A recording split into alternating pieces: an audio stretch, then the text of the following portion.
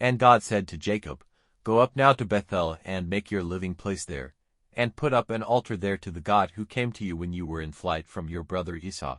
Then Jacob said to all his people, Put away the strange gods which are among you, and make yourselves clean, and put on a change of clothing, and let us go up to Bethel, and there I will make an altar to God, who gave me an answer in the day of my trouble, and was with me wherever I went. Then they gave to Jacob all the strange gods which they had, and the rings which were in their ears, and Jacob put them away under the holy tree at Shechem.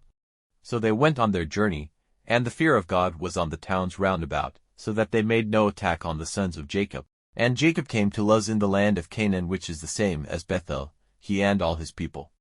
And there he made an altar, naming the place El-Bethel, because it was there he had the vision of God when he was in flight from his brother. And Deborah, the servant who had taken care of Rebekah from her birth, came to her and was put to rest near Bethel, under the holy tree, and they gave it the name of Allon-Bacuth. Now when Jacob was on his way from Paddan Aram, God came to him again and, blessing him, said, Jacob is your name, but it will be so no longer. From now your name will be Israel. So he was named Israel. And God said to him, I am God, the ruler of all. Be fertile, and have increase. A nation, truly a group of nations, will come from you, and kings will be your offspring. And the land which I gave to Abraham and Isaac, I will give to you. And to your seed after you I will give the land. Then God went up from him in the place where he had been talking with him. And Jacob put up a pillar in the place where he had been talking with God, and put a drink offering on it, and oil. And he gave to the place where God had been talking with him the name of Bethel. So they went on from Bethel.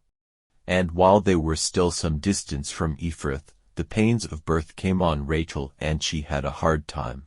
And when her pain was very great, the woman who was helping her said, Have no fear, for now you will have another son. And in the hour when her life went from her, for death came to her, she gave the child the name Benoni, but his father gave him the name of Benjamin. So Rachel came to her and was put to rest on the road to Ephrath, which is Bethlehem. And Jacob put up a pillar on her resting place, which is named the pillar of the resting place of Rachel, to this day. And Israel went journeying on and put up his tents on the other side of the tower of the flock.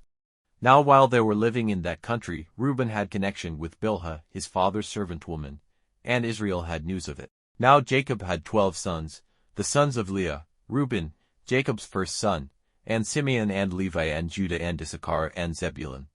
The sons of Rachel, Joseph and Benjamin, the sons of Bilhah, Rachel's servant, Dan and Naphtali. The sons of Zilpah, Leah's servant, Gad and Asher. These are the sons whom Jacob had in Paddan Aram. And Jacob came to his father Isaac at Mamre, at Kiriath Arba, that is, Hebron, where Abraham and Isaac had been living. And Isaac was 180 years old.